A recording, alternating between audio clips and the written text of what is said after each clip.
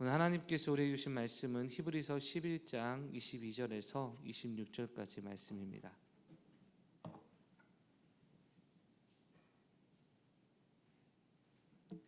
히브리서 11장 22절에서 26절까지 말씀.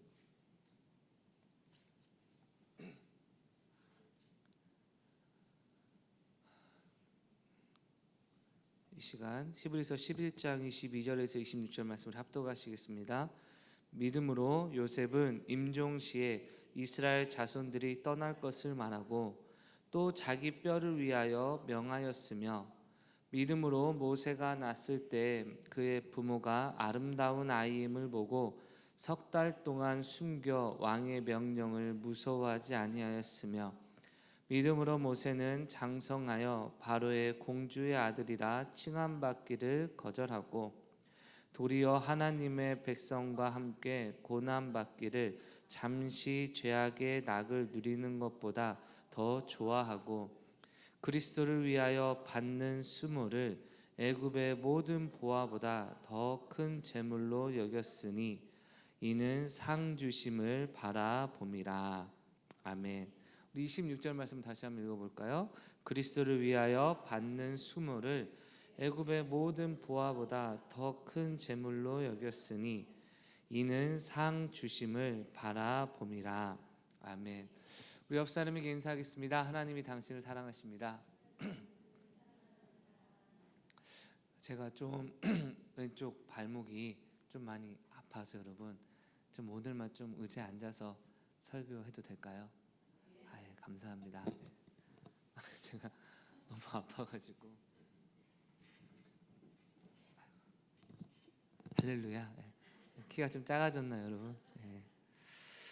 오늘 좀 고민거리가 있습니다. 뭐냐면 1부 예배 때랑 2부 예배 때랑 본문을 같은 본문으로 설교를 하는데 오늘 22절 하다가 설교가 끝나버려가지고 여러분 이걸 지금 어떻게 2부도 같이 맞춰야 될지 아니면 2부는 따로 갈지 고민이 되지만, 그럼에도 불구하고 하나님의 은혜를 누리시길 주의 이름으로 축원합니다. 여러분, 독설이라는 말을 우리가 종종 듣습니다. 뭐 때때로 팩트 폭력 뭐 이런 말도 듣죠. 그런 말이 항상 죄송합니다. 항상 그런 얘기를 듣는다면 아마 어느 누구도 견디지 못할 겁니다. 아무리 좋은 말도 여러 번 들으면 힘들지만 정말 듣기 힘들고 마음이 어려운 얘기가 우리에게 독설로서 또는 아니면 뭐 팩폭으로서 우리에게 쏟아진다는 것, 여러분 다 누구나 감당하기 힘들 겁니다. 그런데 그 감당하기 힘든 것보다 더 중요한 건 어떻게 해서든지 지금 내가 어려움을 겪거나 내가 하고 싶은 일이 잘 되기 바라는 열정과 마음이 있다면 때때로 우리는 그 순간을 극복할 때도 있는 것 같습니다, 여러분. 그래서 내 삶에 어떤 큰 문제가 없으면 누군가 우리에게 와서 너 그렇게 살면 안 돼, 내가 조언해 줄게 할 때 아마 대부분 됐어, 우리가 말하는 영화의 아주 유명한 대사죠. 너나 잘하세요. 아마 그렇게 얘기를 하겠지만, 내가 지금 뭔가 힘들고 어려운데 누군가 와서 너 그렇게 살면 안 돼, 이렇게 해야 돼 라고 말을 한다면 때때로 우리는 겸손의 마음과 태도로 그럼 대체 어떻게 해야 되는데? 라고 질문할 때가 있을 것입니다, 여러분. 그런데 제가 가끔 말씀드리지만 항상 아마추어 같은 사람들과 프로의 차이점은 무엇이냐? 아마추어는 뭐를 이해해도 뭉뚱거려서 추상적으로 이해하려 하고요, 정말 잘하고 싶은 프로적인 마인드를 가진 사람들은 이해를 할 때 구체적이고 실제적이어서 어떻게 실현 가능한지를 더욱더 포인트로 잡고 이해를 합니다, 여러분. 예를 들어 아내가 별로 불만인 남편에게 아내한테 잘하세요 하면 예 잘하겠습니다, 잘하겠습니다 막 이럴 겁니다.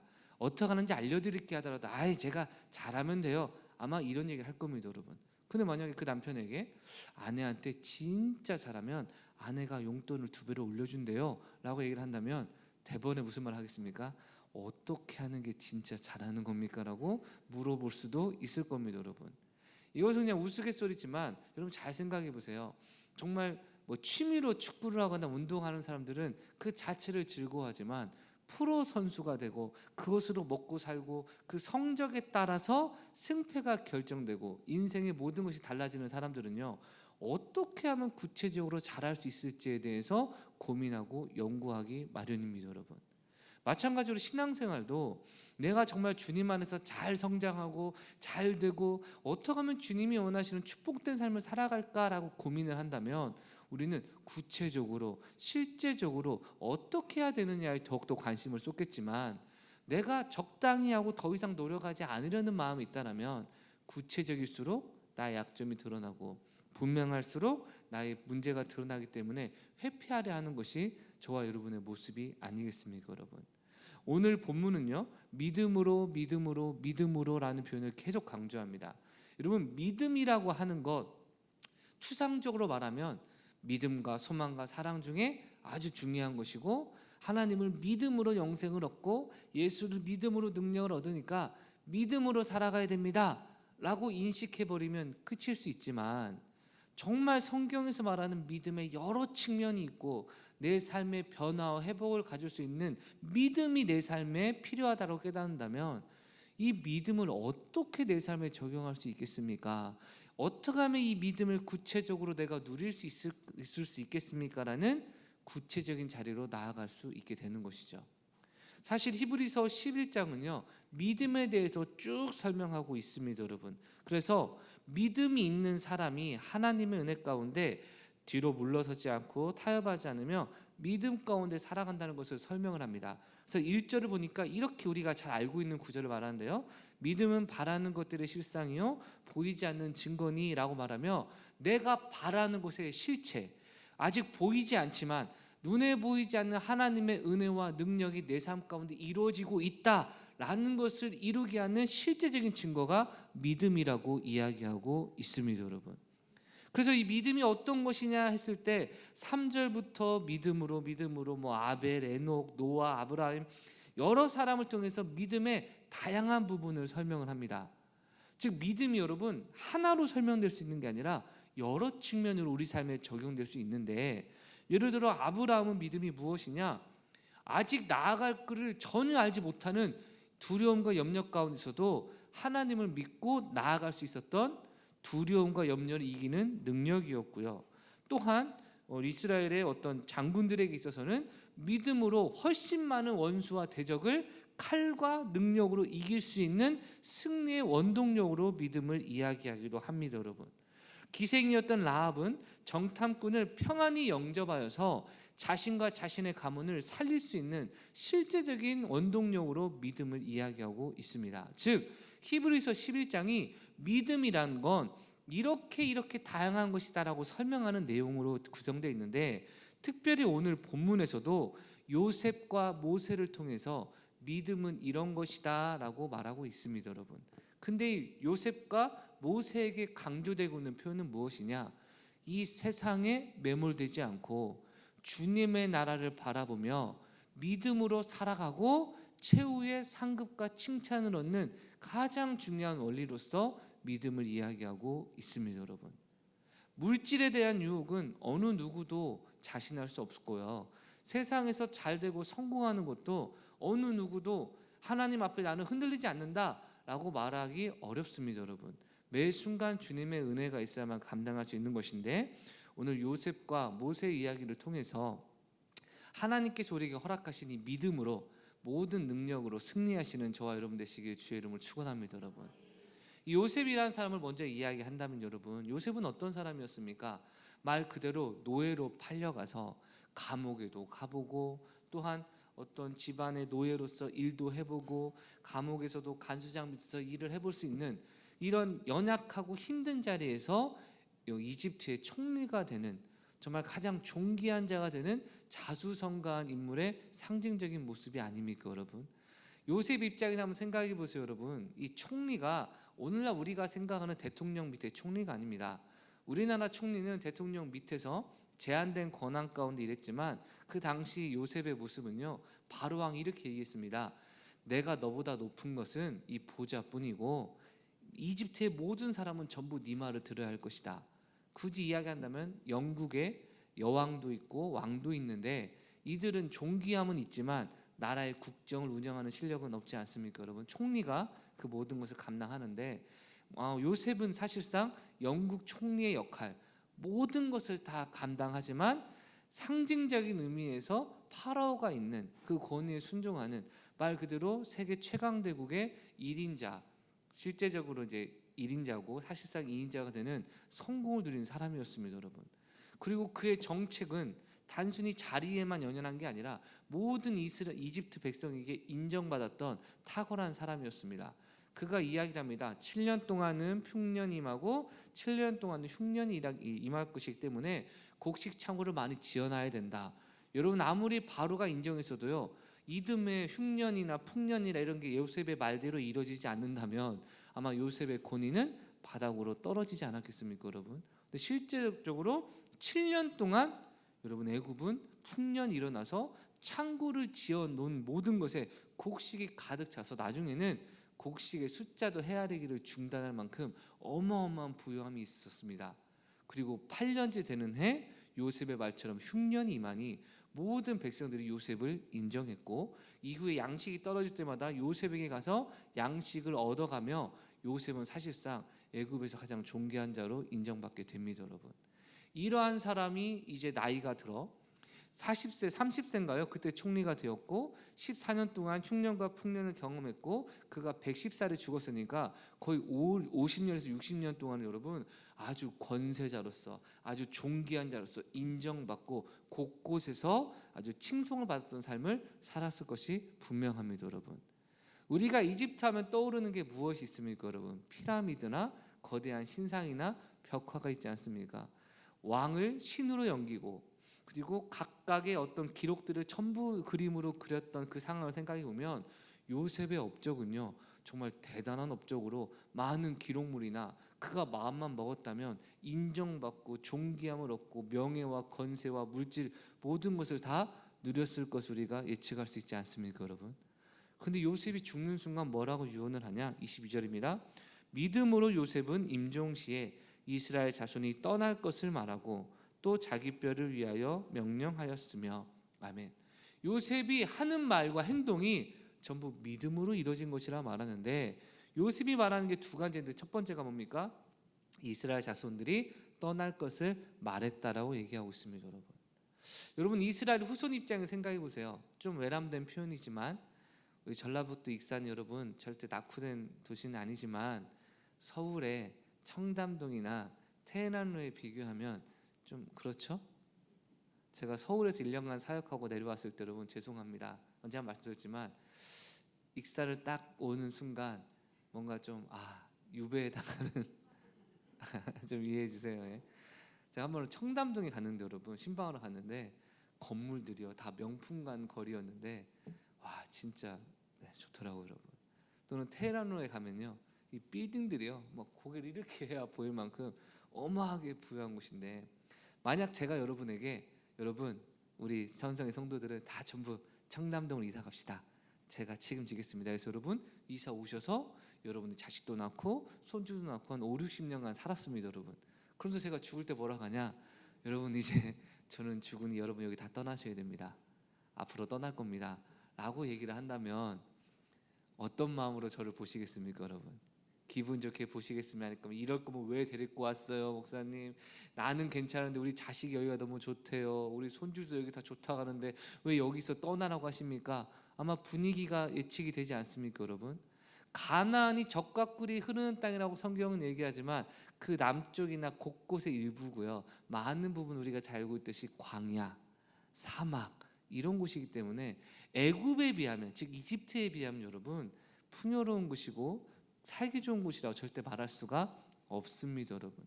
비가 오지 않으면 물이 공급되지 않는 곳이 가나안이었기 때문이죠. 그런데 이집트는 어떻습니까? 나일강이 언제나 있었기 때문에 나일강에서 물을 끌어오면 되고, 또 나일강이 범람했다가 물이 다시 이제 빠지게 되면 그 주변이 전부 옥토가 되는 너무나 살기 좋은 땅에서 지금 살고 있는데, 요셉이 하는 말이 뭐냐? 너희들 이 땅 떠날 것이다 라고 말하는 것이죠, 여러분. 이스라엘 자손 입장에서 인간적으로 볼 때 참 마음이 어려운 일이 아니었겠습니까? 더군다나 여러분 요셉 개인도 생각해 보세요. 자기의 업적으로 인해 자기 후손들도 존귀함을 얻었을 텐데 자기 후손들이 이 땅에서 행복하고 잘 살게 되는 것, 여러분 요셉도 좋은 마음 아니었겠습니까, 여러분? 실제로 요셉도요 자식을 얼마나 사랑했는지를 보여주는 성경의 일화가 있습니다. 요셉이 이제 야곱에게 자기 아버지에게 가서 자기 장자였던 므낫세 그리고 자기의 둘째 아들이었던 에브라임을 데리고 가서 아버지한테 기도해 달라고 부탁합니다, 여러분. 그럴 때 이제 야곱이 안수해 주는데 우리 천송의 성도 여러분은 때때로 두 분 같이 오실 때 제가 안수하면 나는 왼손이야? 이런 분 안 계시잖아요, 그렇죠? 우리는 그런 거 별로 없는데 고대근동 지역에서는 여러분 오른손이 힘의 상징이기 때문에 오른손이 우월하고 왼손은 좀 떨어지는 개념으로 인식을 했습니다. 그러니까 이제 어떻게 요셉은 기대했냐? 장자인 므낫세에게 아버지가 오른손을 놓고 차자인 에브라임에게 왼손을 놓고 기대해 주길 원했던 거죠. 즉 어떤 마음입니까? 첫째는 잘 되고 둘째는 그보다 조금 덜 잘 돼도 괜찮다. 참 속상하네요, 그렇죠? 제가 이남이녀의 막내인데 여러분, 어쨌든 그런 마음이었다는 겁니다. 잘 돼도 누가 잘 된다는 겁니까? 우리 집 장손이 잘 돼야 된다, 뭐 이런 생각이었던 거죠. 근데 여러분 야곱이 어떻게 기도하냐? 이렇게 기도하는 겁니다. 그럼 오른손이 누구한테 가겠습니까? 차자인 이제 에브라임이 가고 왼손이 므낫세가 간 거죠. 성경에 보면 요셉이 기분이 좋지 아니하여 이 자식 문제에 대해서는 여러분 어느 누구도 자신할 수 없는 겁니다, 여러분. 요셉이 아이고 아버지 왜 그러세요가 아니라 기분이 좋지 아니하여. 쉬운 성경은 요셉이 이건 잘못됐다 생각하여, 즉 요셉의 고정관념이 깨진 겁니다. 아니 어떻게 장자를 축복해야지라고 아버지한테 아버지 말을 잘못하셨습니다. 장자니까 오른손을 하셔야죠. 그럴 때 야곱이 안 합니다. 안다. 그런데 하나님께서 이렇게 축복을 하시니 네 둘째가 더 잘 될 것이다. 하나님 계획은 따로 있었어요, 그렇죠, 여러분? 우리 차남 막내들 여러분 염려하지 마시고 딸들도 포함입니다, 여러분. 염려하지 마세요, 여러분. 어쨌든 그렇게 할 만큼 요셉도 자기 자녀가 잘 되는 것에 진심이었는데 자신의 후손들에게 너희는 이 땅을 떠날 거다. 여러분 상당히 웬만한 일반적인 생각으로는 납득이 되지 않지 않습니까? 그래서 22절에 한 구절에 덧붙이는 겁니다. 믿음으로 했다는 겁니다. 그럼 무슨 믿음을 가지고 있었기에 요셉이 자손들에게 떠나야 된다고 얘기하냐? 실제로 창세기를 보면 여러분 요셉이 죽기 전에 내 조상 아브라함과 이삭과 야곱의 하나님께서 우리에게 말씀하신 그 땅을 너희가 가게 될 터인데 라고 말을 합니다, 여러분. 즉 요셉은요 지금 눈앞에 보이는 우리 가문이 잘 되고 행복하고 편하게 사는 것 이전에 하나님이 우리에게 맡기신 그 사명과 비전, 우리 리딩저스 하시면 아시겠지만 제사장 나라, 하나님을 잘 섬기고 복받아서 모든 이방인들에게 하나님을 자랑하여 마치 아파트의 모델하우스처럼 우리가 잘됨을 통해 하나님이 주시는 은혜를 전함으로 모든 사람들이 예수를 믿게 하고 하나님을 알도록 하는 제사장 나라의 사명을 요셉은 분명히 깨닫고 있었기 때문에 눈앞의 행복과 만족에 마음 빼앗기지 말고 우리는 가나안으로 가야 된다라는 걸 유언으로 자식들에게 이야기하고 형들에게 이야기하고 있었던 것입니다, 여러분. 믿음은요 지금의 안락한 삶보다 이후에 하나님이 약속하신 풍성한 삶의 은혜를 선택할 수 있는 중요한 원동력이 된다는 것을 기억하셔야 됩니다, 여러분. 사실 그렇습니다. 야고보서가 아니라 고린도전서 2장 9절 말씀은 이렇게 얘기합니다. 기록된 바 하나님이 자기를 사랑하는 자들을 위하여 예비하신 모든 것은 눈으로 보지 못하고 귀로 듣지 못하고 사랑의 마음으로 생각하지 못하였다함과 같으니라. 아멘. 하나님께서 자기를 사랑하는, 즉 저와 여러분의 우리 백성된 성도들을 위해서 예비하신 것이 있다는 겁니까 없다는 겁니까? 있다는 겁니다. 그런데 있는데 없었습니다 하는 사람도 있고 있기 때문에 있습니다라는 사람이 나뉜다는 겁니다.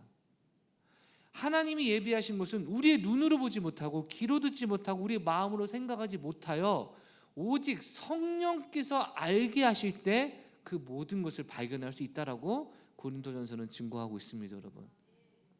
가끔 이제 발렌타인데이나 무슨 일 있을 때마다 우리 여자가 남자친구에게 줄 선물 있어. 그럼 뭔데 하면 뭘 꺼냅니까, 여러분? 이렇게 할 때 있죠, 그렇죠? 나쁘게 보면 공짜로 넘어가는 거죠, 그렇죠? 근데 뭡니까? 내 마음이라는 겁니다, 여러분. 그때 만약에 남자친구가 마음이 어딨어 안 보이는데 아무것도 없네 라고 승질을 낸다면 우리 여성분들은 이제 교제에 대해서 심하게 이제 진지하게 고민해 보겠죠, 그렇죠? 근데 만약에 눈에 보이지 않는 내 마음 알지? 그럴 때 알지. 나 진짜 사랑하는 내 마음 알지. 그럼 얼마나 자기가 나한테 잘해주는데. 예, 눈빛 보니까 그런 적이 없으신가 봐요, 여러분. 만약 그런 사람이 있다면 뭘 얘기하는 겁니까? 눈에 보이지 않아도 당신이 나를 얼마나 사랑하고 배려하는지 아니까 눈에 보이는 거 없어 나는 괜찮다. 여성분들 다 그런 마음이시죠, 그렇죠?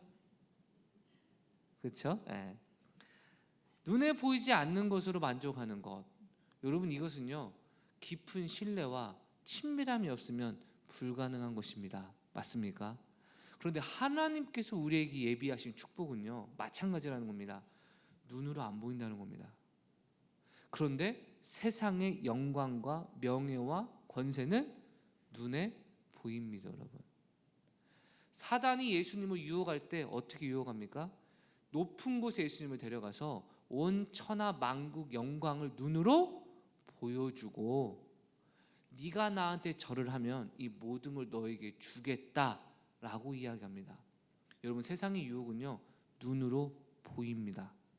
그런데 하나님이 예비하신 것은 눈으로 안 보입니다. 여기서 우리의 영적 딜레마가 시작되는 겁니다.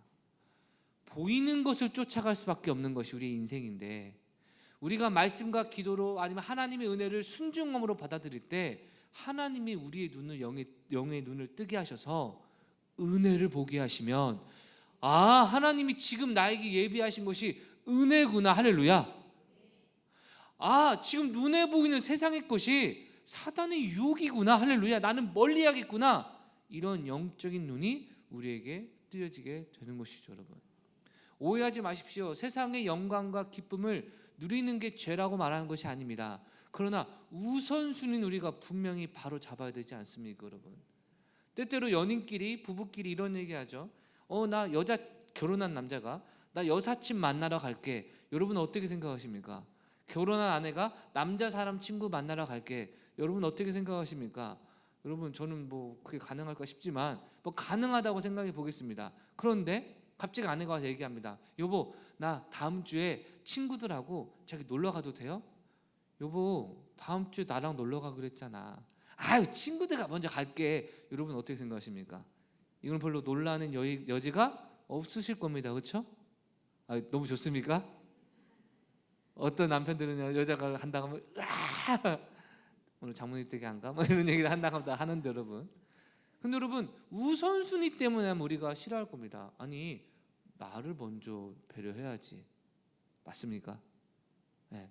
세상의 즐거움과 만족과 기쁨은요 하나님 우리에게 주시는 또 하나 상급이 될 수 있는데 중요한 건 하나님이 맡기신 사명과 하나님이 먼저 그 나라와 의를 위해 살아가고 주님의 몸된 교회를 위해 충성하고 또는 잃어버린 영혼들에게 사랑을 베풀라는 이 사랑의 말씀보다 내가 잘되고 행복한 것을 우선으로 하는 우선순위가 왜곡되면 여러분 그것은 죄가 되는데 문제는 보이는데 어떡하냐 이겁니다. 세상이 너무 크게 보이는 겁니다. 여러분 보이는 게 어떡하냐가 문제가 아니라 영적인 눈이 뜨여야 된다는 것을 기억하시길 주의 이름으로 축원합니다. 여러분 저도 목사지만 여러분 때때로 기도하지 않고 말씀 읽지 않으면요 세상이 좋아 보입니다. 다른 생각도 들기도 합니다. 그런데 여러분 다른 생각이 뭐냐고요? 그냥 예를 드는 겁니다. 여러분 무슨 다른 생각 이러지 마시고 여러분. 근데 여러분 기도하고 은혜 받으면요 내가 헌신하고 충성하고 성도님들에게 더욱더 섬기고 나아가야지. 여러분 이런 생각이 들기 마련 아니겠습니까, 여러분? 여러분도 그런 생각 드실 겁니다. 은혜가 넘치면 어떻게 하면 주님을 더 기쁘게 할 수 있을까? 그 주님이 주시는 은혜와 사랑으로 너무 행복하니까 어떻게 하면 이 마음의 평안과 행복을 계속 유지할 수 있을까라는 주님께 마음을 두게 될 것이고 그렇지 않으면 어떻게 하면 적당히 세상에서 잘할 수 있을까? 세상에서 이것도 해보고 저것도 해보고 싶다. 이런 생각이 찾아오겠죠. 이게 여러분 요셉에게도 마찬가지였을 겁니다. 그러나 요셉은 믿음으로 할렐루야 눈앞의 현실보다 하나님의 약속을 붙들었다는 겁니다, 여러분. 그런데 요셉의 모습을 보니까요 이런 건 아니었습니다. 나는 이제 죽어. 너는 열심히 해. 너 진짜 잘해야 된다. 근데 나는 이제 죽기 때문에 어쩔 수가 없네. 여러분, 능력 있어 보입니까? 아니면 없어 보입니까? 여러분 운동 열심히 하셔야 됩니다. 살 열심히 빼셔야 됩니다. 아셨습니까 여러분? 할렐루야. 근데 저는 그래도 먹을 거예요. 저는 이미 늦었어요. 우리 청년들에게 연애 잘하고 싶으면 관리를 해야 돼요. 목사님은요? 난 이미 결혼했잖아. 여러분 전혀 능력이 없어 보입니다. 요셉이 그런 말을 했던 것이 아니라 뭐라고 얘기하냐? 자기 뼈를 위하여 명하였으며 라고 얘기합니다. 뼈는 무엇입니까? 무덤을 상징하죠. 우리나라도 여러분 나라를 위해서 정말 헌신하고 충성한 사람들은 저기 국립묘지 같은 데 안장되고 그것이 영광 아닙니까 여러분? 예전에 어떤 군인이 6.25 전쟁 6.25 전쟁 영웅인가? 이래서 국립묘지에 있다가 그래도 뭐 친일했지 않냐 해서 거기서 막 옮겨진 걸로 인해서 많이 말이 많았는데 여러분, 그 중요한 건 죽고 난 이후에도 그 명예와 영광이 계속 알려지는 거 아닙니까? 부관 참치란 말 들어보셨습니까? 우리나라에서 왕들이 여러분 정말 자기가 막 복수하고 싶은 사람을 죽이려고 하는데 이미 죽어버린 사람 어떻게 복수할 수 있냐? 시체를 꺼내가지고 여러분 시체를 막 빻아버리거나 아니면 채찍질을 하거나 아니면 불태워버려서 딴 데 버리거나 정말 여러분 수치스럽게 어떻게든지 모욕을 주는 모습이 드러나게 되기도 합니다. 근데 요셉이요 어디가 제일 영광스러운 곳으로 인정받겠습니까? 애굽을 살렸던, 이집트를 살렸던 총리로서 영광과 존귀를 유지할 수 있는 것, 나를 위한 피라미드는 안 돼도 뭐 종탑이라도 하나 쌓아달라 할 수 있고 여러분, 아니면 이집트 사람들은 벽화를 여러 가지 기록을 남겼으니까 이 요셉에 대한 벽화를 좀 남겨줘라 이러면 후대에 계속 영광스러울 수도 있는데 요셉은 무엇을 말합니까? 너희들이 이스라엘 땅 올라갈 때 내 시체도 들고 같이 올라가라. 난 우리 조상의 묘지에 함께하고 싶다. 즉 현실적인 어려움 때문에 못하게 되니까 상징적인 의미라도 동참하고 싶다라는 그의 간절한 소망이 드러나고 있습니다 여러분. 어쩌면 요셉도 할 수만 있다면 총리의 권한으로 이스라엘을 가나안으로 데려가고 싶은 마음도 있었을지 모르겠습니다. 그러나 그가 조상 아브라함을 통해 들었던 얘기는 400년 동안 이방 땅에서 고생하고 어려움을 당한 후에 하나님이 인도하시는 것을 알고 있기에 그건 나의 분량이 아니라는 것을 알았기에 이렇게 하지 않았나 싶습니다 여러분. 사랑하는 성도 여러분 어떻습니까? 지금 참 안락하고 참 행복할 때 우리의 진짜 믿음이 드러나는 게 아니겠습니까? 내 삶이 여전히 좀 힘들고 아직도 할 게 많고 진짜 어떻게 할지 모르겠다라는 상황에서 내가 믿음대로 살아보겠습니다라는 결단은 죄송합니다 때때로 쉬울 수도 있습니다 여러분. 그런데 이 정도면 괜찮아, 이 정도면 충분해, 이 정도면 살만하지 라고 느껴질 때 이제 육체가 그만 좀 힘들었으면 좋겠다, 한동안 주를 열심히 살았으니까 이제 좀 편했으면 좋겠다 라는 마음이 찾아올 때 아니야, 하나님이 나에게 맡기신 사명을 내가 감당하기 위해 지금도 다시금 나아간다. 여러분 이 마음을 갖는 건 믿음이 없이는 불가능하지 않습니까 여러분? 근데 요셉이 왜 이런 마음을 가졌는가? 그는 이미 한 가지를 알고 있었습니다. 무엇이냐? 이스라엘 백성의 후손들이 애굽 땅에서 고난받을 것을 알고 있었기 때문입니다. 하나님이 아브라함에게 이미 약속하신 것이요, 네 후손들이 이방 땅에서 400년을 거하다가 고통을 받고 있을 때 내가 그들을 데리고 나올 것이라는 예언을 주셨는데 요셉은 이미 알고 있었던 겁니다.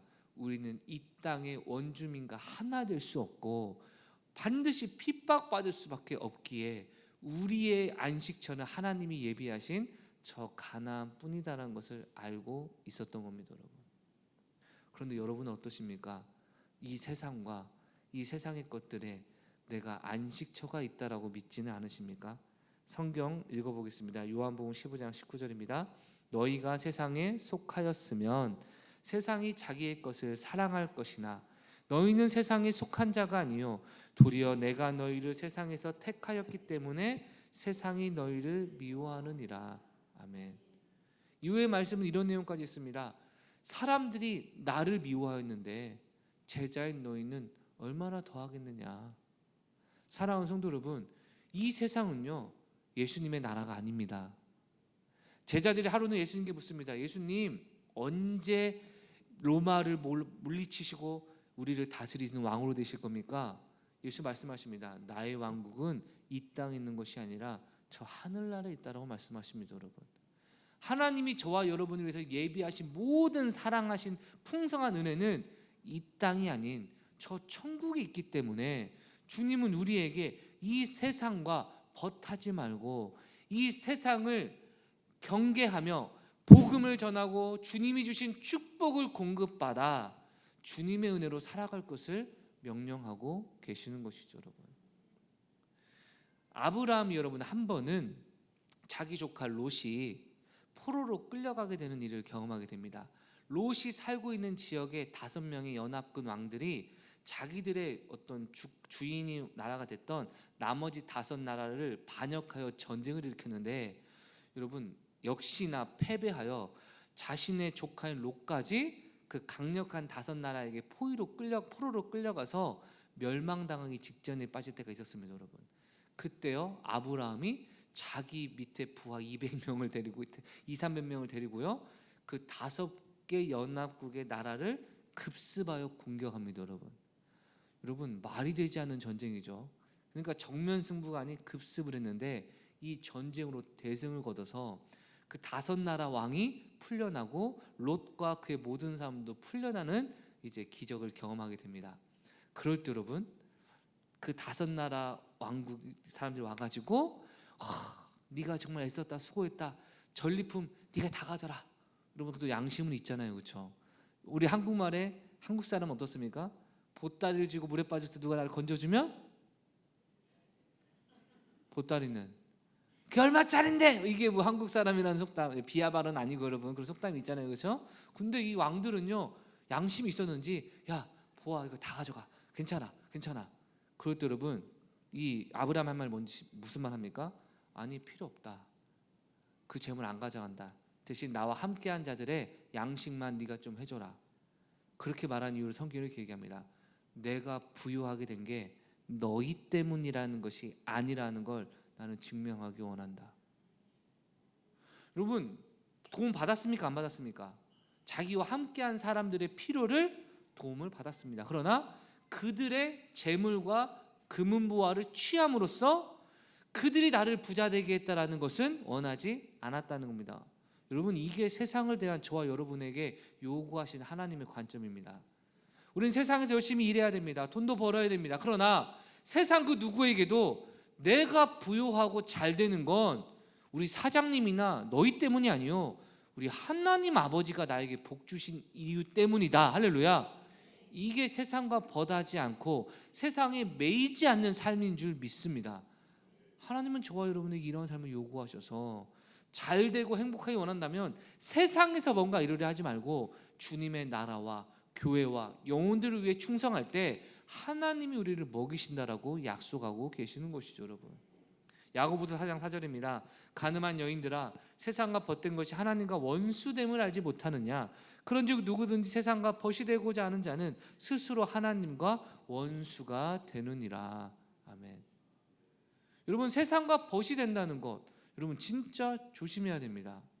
여러분 얼마 전에요 두날개 선교회에서 연락이 왔습니다. 우리 교회 두날개 하는 교회니까 목사님을 임원으로 이렇게 모셨으면 좋겠다. 여러분 저는요 목회 활동하면서 늘 생각했던 게 뭔가 외부 활동이나 막 이런 거 할 때 절대 첫 번째 교회에서 다 먹이시고 입혀주시니까 외부 사역했을 때 돈 받지 말자. 좀 있어 보이지 않습니까? 받아도 됩니까?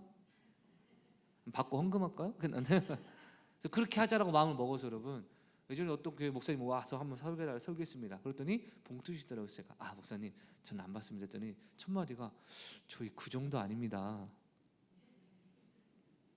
무슨 말이냐면 강사님 사례 못 줄 정도 아닙니다라고 해서 아니 그게 아니라 제가 이런 마음 이런 것을 갖고 있어서 이렇게 한 겁니다. 그랬더니 그냐고 해서 받아주시더라고요.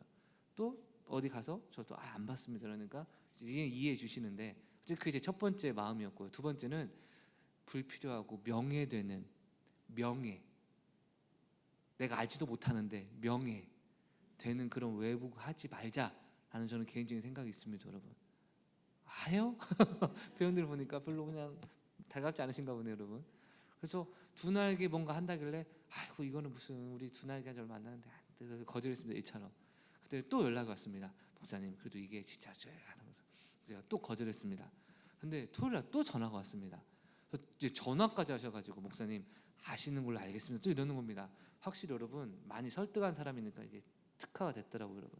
근데 제가 처음부터 지고 들어간 게 모르는 번호가 이제 훈련 중에 와서 전화 받았더니 누구세요? 연락 와서 전화드렸으면 했더니 아, 강 목사님 제 번호가 저장이 안 됐나 보네요. 이 말부터 시작하시는 겁니다, 여러분. 누구시죠? 네, 저 두나개 선교회 강화수 목사입니다. 아, 목사님 안녕하세요. 전화가 저장이 안 됐나 보네요. 아, 죄송합니다. 제가 깜빡했나 보네. 아유, 괜찮습니다. 이제 저장하시면 되지. 제가 처음부터 지고 들어갔습니다, 여러분. 그래서 다시 또 임원 얘기하시길 제가 말했습니다. 근데 목사님 임원은 지금 뭐 하는 겁니까? 그랬더니 그분 말이 하는 거 없습니다. 대신 1년에 4번 정도 임원들이 모여서 그냥 모임을 갖는데 그때 두 날개 하는 사람들과 서로 교류하시고 목회도 도움도 받으시고 지역별로 있기 때문에 전라북도 지역에 두 날개 잘하시는 목사님께 만나고 교류할 수 있는 기회도 있고 또 목사님이 기도 제목을 놓으시면 저희 김성웅 목사님이 기도 제목에 목사님 교회 기도 제목 올라가는 것이고 또한 함께 교제하면서 저희 담임 목사님 눈과 눈을 마주치며 개인적으로 이야기할 수 있는 기회도 되는 것이니 이게 얼마나 유익한지 모릅니다 막 하는데 여러분 점점점 설득이 되어져 가서 여러분 그래서 교회 뭐 피해가나 뭐 헌금 이런 거 없고 그냥 한번 가서 교류하고 기도하고 두나게 내서 그 기도해 주면 된다 하길래 알겠습니다라고 도움이 될 것 같아서 여러분 허락을 했습니다, 여러분. 목사님 안 한다 하다가 합니까 할 때 혹시 미리 말씀을 드립니다, 여러분. 그래서 임원이 되게 됐는데 중요한 건 뭘 말씀드리려고 하냐? 뭐 하려고 얘기했어요? 명예는 목사에게도요 유혹입니다.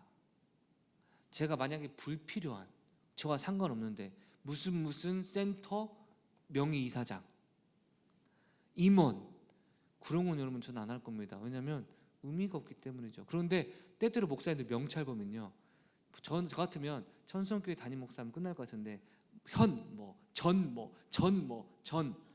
전 협회장, 전 뭐회장, 현 무상, 현 뭐회장 막 대여섯 줄. 여러분 비하하는 게 아니고요. 명예라는 거 물론 그런 분들 일을 하셔야 됩니다만 그러나 저 입장에서는 명예도 참 목회자에게 유혹이 될 수 있는 것. 저도 이왕이면 여러분 외국 박사, 석사 있으면 좀 있어 보이지 않을까 여러분? 저기 뭐 미국 매사추세츠 무슨 대학에 무슨 좀 있어 보이지 않습니까 여러분? 무슨 말을 드리는 거냐? 요셉을 비롯한 우리 모두가 이 세상에 좋은 것을 다 할 수는 있으나 모든 것이 하나님 앞에 은혜가 되지는 않는다는 겁니다, 여러분. 그렇다면 이 세상에서 내가 무엇을 취하고 무엇을 취하지 말아야 할지의 명확한 기준이 있을 때 우리의 신앙이 안전한 게 아니겠습니까, 여러분? 간단합니다. 두날개 프로세스에 최선 다하시고 교회에서 신앙생활에 최선 다하시면 교회에서 할 수 있는 것을 하면서 할 수 있는 거라면 여러분 문제될 게 하나도 없습니다, 여러분. 그런데 교회에 집중하지 않으면서 세상의 것을 취하니까 그게 우리에게 유혹이 되는 겁니다. 어떤 한 청년이 저한테 여러분 연락 왔습니다. 목사님, 제가 블로그를 해도 될까요? 인터넷 여러분 블로그 자기 글을 올리는 겁니다. 근데 이 청년이 막 자기 일상을 여러분 올리면 주변 친구들이 야, 너 글 잘 쓴다, 야, 너 이렇게 지낸다라고 서로 이렇게 댓글 달면서 친하게 지냈는데 어느 순간 제가 다른 사람한테 하지 마 했더니 자기한테 하는 말인 줄 알고 같이 안 해버린 겁니다, 여러분. 그래서 제가 나중에 왜 안 했어 했더니 그때 목사님 하지 말라고 해서 그 말 없는 안 했는데 너 어차피 안 했으니까 어차피 안 하니까 안 하면 좋겠다 해서 여러분 안 하고 있었다가 이제 하고 싶은 마음이 드는 겁니다. 왜냐면 주변 친구들이 너 어떻게 지내고 있어? 너 어떻게 뭐 연락 좀 하자 이렇게 하니까 저한테 문자를 보냈습니다. 목사님, 제가 블로그를 다시 해도 될까요? 그래서 저는 그냥 이렇게 얘기했습니다. 근데 블로그 하면 남에게 보이기 위한 글을 쓰게 되는데 SNS가 여러분 있는 모습보다 더 있어 보이게 하는 그 부작용 아시죠? 그런 것이 문제가 되니까 나는 좀 안 했으면 좋지 않을까? 라고 생각을 해. 그러니까 아 그래요? 그럼 안 하겠습니다 하길래 아니 근데 나한테 내 뜻대로 하지 말고 셀리더한테서 이야기해봐. 우리 셀리더가 하란 대로 했더니 예 알겠습니다 하고 제 연락이 끊겼습니다. 여러분 왜 그런지 아십니까? 저는 지금도 누군가가 한다면 하지 마세요 블로그라고 말할 겁니다. 근데 왜 그랬냐? 지금 은혜 받고 있거든요. 지금 신앙생활 잘하고 있거든요.